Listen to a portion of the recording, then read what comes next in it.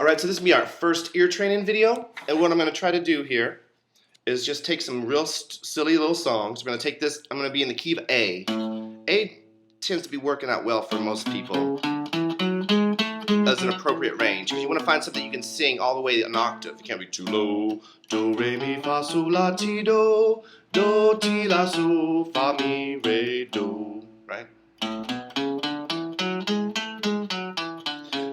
Now, sometimes when I do these intervals, I might not use the same fingering that I'm doing for the major scale. If I try to be geeky, I try to keep it in there. But I think it's more practical. Like when I do an octave, I do not do 2 and 4 usually as my go-to. I would go 1 and 3. I use my stronger fingers, right? But sometimes you need to be able to do it both ways. So the first thing that we need to do is rainbow, and I'm just gonna have you do the first line of rainbow. Somewhere over the rainbow, octave, major 7th, and then I jump back down to the 5th. Now this is weird because I'm going to be using my 2 weakest fingers. That's what I mean by, you could do this with 1, 3, and then just stretch. That's how Wes would do it, because he wouldn't use his pinky so much, but you should be able to do it the way the music school wants you to do it too. And that's as much as I want to get, because if I want to do the whole melody, I'd have to go all the way down to here, this position, and I'm not willing to shift yet. Cool, and that's my octave, and that's the most consonant interval ever, is the octave. Cool. The next most consonant interval ever is the 5th, and that's what bass players play. Start out with country. Boom, boom, boom, boom, boom, boom. So here I'm going the 6th string to the 5th string, right? Root 5th. Boom, boom, boom. Country or folk or polka music. If you want to syncopate it, and syncopate means to put an emphasis on the upbeat. 1, 2, and 3, and 1, and 3. I'm not going 1, 2, I'm doing a little upbeat. That's the bossa nova rhythm. Even if it was double time like a samba, boom, chicka boom, boom, boom, chicka chicka boom, chicka boom, boom, boom, chicka chicka boom, chicka boom, boom, boom, chicka chicka boom. Still root 5th. And that together we get those, get a power chord. And I always say, do you hear what I hear? Root 5th, octave 5th, do you hear what I hear? And together these 3 notes make a power chord. And I say, well, this is the perfect chord for teenagers, or for rock and roll, because rock and roll is meant for teenagers. You have 1 more year to enjoy rock and roll. Even though the old figs like us still listen to rock and roll. Rock and roll is made for teenagers. If you made it with major chords, that's too damn happy. You do it with minor chords, that's too dang sad. So if you just play power chords, it's just right. It kind of sounds dark and sombrous, but there's nothing really making your life miserable yet. Kind of like being a teenager. You think the world sucks and everybody's against you, but you don't realize how terrible the world is until you turn 30. I'm just kidding. Not gonna work. Not gonna work. Just right. So that's why people love these. They love the power chords, because it's not too happy, not too sad. Cool. So here I'm gonna do Twinkle.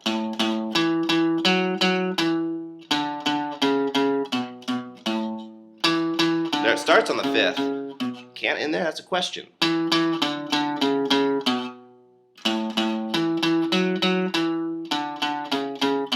Psych. Sorry, just had to do that at least once. So when I have these melodies, here's my arpeggio. An arpeggio is just a chord note by note. 1, 3, 5, octave. Have yourself a merry little Christmas. If you learn that song, it's another good one to learn with your chord tones. It's going right up the arpeggio. Root 3rd, 5th, root. So there's 3 things you can do when you're creating a melody. You can use arpeggio notes, jumping between chord tones. And anytime I jump through a melody, you better land in a solid place. Just like if you're trying to rock climb, you want to find a good ledge to, if you're going to have to jump, you better make sure it's going to hold your weight. So chord tones will hold your weight. I could jump anywhere I want to. I can jump any of those as acceptable jump-ins. And if we just had these three notes, I think we talked about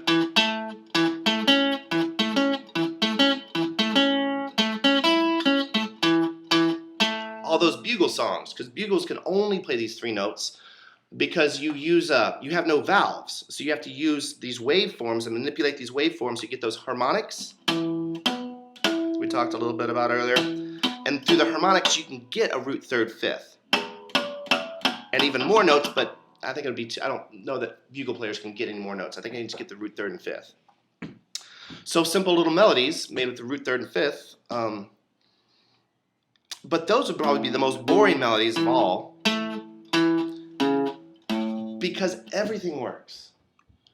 Life's no fun when everything works. You need a little bit of tension. So when I have a scale, it's like, here's like a chord tone, scale tone, chord tone, scale tone, chord tone. So if I did something like Twinkle Twinkle, these are both chord tones. Now I can go up to a scale tone, then scale, chord, scale, chord.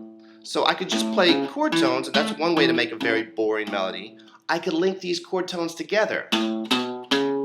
Country roads, or this is go to sleep, or this is my little bass walk up. So la di do, meow meow meow meow meow meow meow meow meow meow meow meow. Right? Or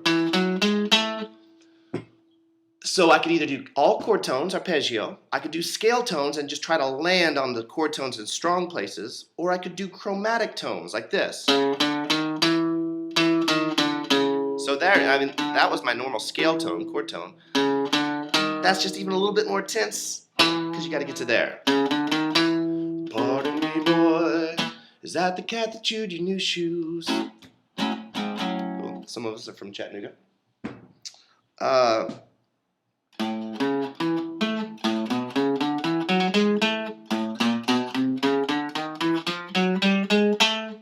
Right? Chord tones, scale tones, chromatic tones. We're not ready for that, so I'm not going to explain that yet, because we're going to just do stuff that's in the scale. If you can't hear the scale, we're not ready to hear stuff that's not in the scale. So twinkle, twinkle, little star, how I wonder what you are. Start on the fifth. Now here I'm stopping on this note. You could say, hey, wait a second. That's not a chord tone, but it is on the E chord. Remember, in the key of A, you could have A or D or E. So a lot of times, halfway through a song, like twinkle, twinkle, little star, da da da da da da da. A lot of times you'll end on a different chord, because this halfway through the point, and then the song the very last time you'll end on A. It's all about tension release.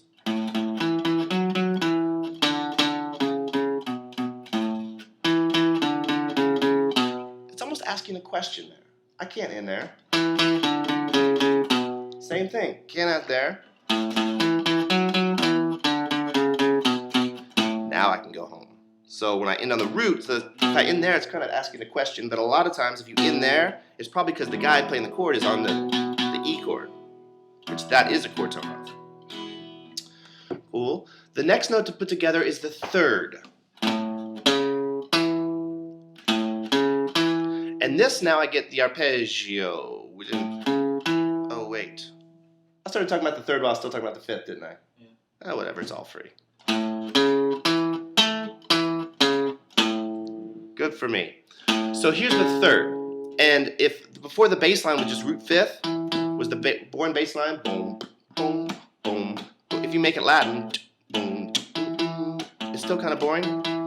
If I want, and that's just playing like a 2 feel, 1, 2, 3, 4, 1, 2, 3. But if I want to walk this and put a 4 feel, a 1, 2, 3, 4, 1, 2, 3, 4, A, D, A,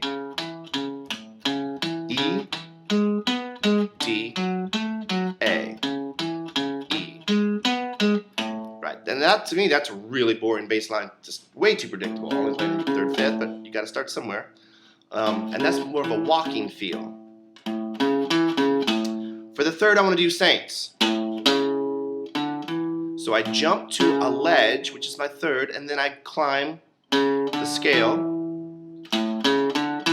Third time, come back down the chord. Back to the third, and then I ask my question. That's my question. Everybody else is playing the E chord, so that B note is good on the E chord. Oh, I want. There I do little pickup notes into the second half. Now there's the fourth degree of the Fa. It's on the 5th fret.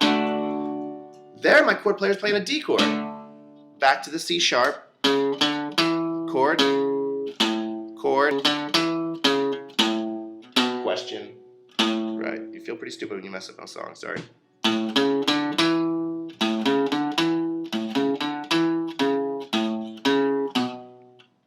Sometimes I slide into that note. Fa. Question. Answer. Cool. Notice a lot of times halfway through this point of these songs I end on this note because that's my tension, that's my question, that's my halfway through, and then when I end on the root. The boogie woogie note. The second most consonant interval ever is the 5th. Being a half step away.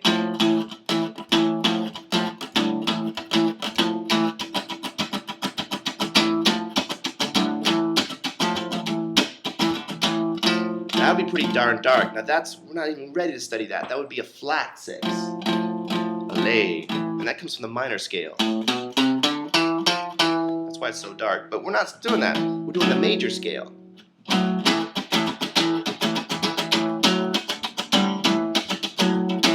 going to be a happy birthday party. Cool. The 6, which I can get just by covering up my 5th, right? I call this the boogie woogie note. 1, 2, 3, 4, right where the snare drum is, or I can go where I hit it twice. 1 and 2 and 3 and 4. All downstrokes, nice and rock and roll. I can do it with a shuffle. A shuffle is 1, a 2, a 3, a triple it, trip, instead of 1 and 2. Straight, 1 and 2 and 3 and 4, and shuffle 1, a 2, a 3, like a horse galloping. Da dum, ba dum. It's staggered instead of da da da da da da da da. It's ba dum, ba dum, ba dum. I could also call this the cowboy note. 1, 2, 3, 1, 2, 3, 1, 2, 3, 1, 2, 3, 1. Or, well, hello there, Pokey. Sorry, I can't talk, but I'll do that. Happy trails to you. Cool. Out of this major scale, I'm going to get the 6th here. 1, 2, 3, 4, 5, 6. Mama's little baby loves shortening, shortening. Mama's little baby loves shortening bread. This is such a simple song. There's so many different variations, and I think this song is just a variation song. Mama's little baby loves shortening, shortening. Mama's 6, 5, 6. This is the flat 3rd. A little bluesy. Cool. You could double pick it. You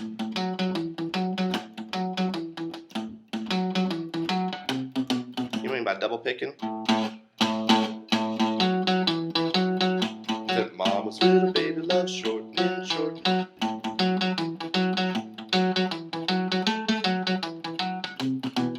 Cool. All downstrokes or down up, doesn't matter.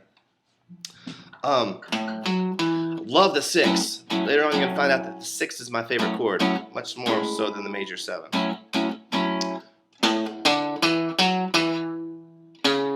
The 4th. Now the 4th, if I'm playing an A chord, the 4th is just play an A chord like that for me real quick. Bar chord, 5th fret. Yep. That's just wrong, because see the note would be here. That's the 3rd. So So the fourth is the Amen. The fourth would be a clash over the A chord. If I make an A chord down here and I put that D note, the fourth in, I get a sus chord.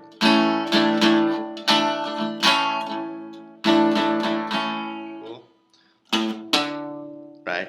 Now, a lot of people will teach you how to hear the fourth by hearing Here Comes the Bride. Here comes the bride. But they're now that is a fourth interval, but that's not going to the fourth. If I were to play it right there, I'm really in the key of D. And here's my, remember how you can also go down to your fifth to find a root, fifth, a root, boom, so here I'm going, here comes the bride. I'm starting on the so, do, do, do. We talked about if you went up the fifth, do, re, do, re, mi, fa, so. But if you go from the fifth back to the root, so, la, ti, do, it's a fourth. If you go up, it's a fifth. You go down to it, it's a fourth. I know that's confusing. But so, if I'm in the key of A, most melodies don't start on the D because most songs start on the A chord. But this song happens to start on the D chord. Do, do, do, do, do, do. D chord, da, A. Do, do, do, do, do. Do, do, do, do, do. So here I do jump to the fourth because they're really technically on the D chord. So it's sort of like, so comes the bride. Second time you end with your pinky. Third time. Third. Right. So this is one of the few songs that actually goes from the do to the fa. Lots of songs start with the fourth, but it's usually because it's so going to do, and this is actually do going to fa. If you don't understand that, just learn the stupid song. Cool. The last one is just these first three notes that take on me. Take on me. And we talked about this is the most dissonant of all the intervals we're going to study today. If this is the most consonant, the octave, the furthest you can be away from a right note is a half step. Now the real furthest away would be up a half step, because that's not even in the darn scale. But this half step away is in the scale. It's the seventh. 1, 2, 3, 4, 5, 6 major seventh. I really should have called it. So 150 years ago, this was just a wrong chord. But we grew up after the 70s, where major sevenths are just a part of life now. But in the 1920s, 1930s, we would have been playing six maybe, or just a triad, or something else. Some songs had major sevens. Sometimes when you play ballads, I love a major seven.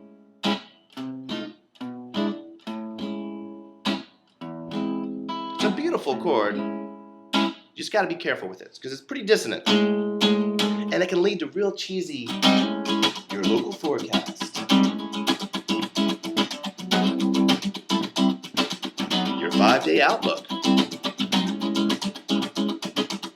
Local Doppler radar. So it can lead to a little smooth jazz, which we got to be careful of.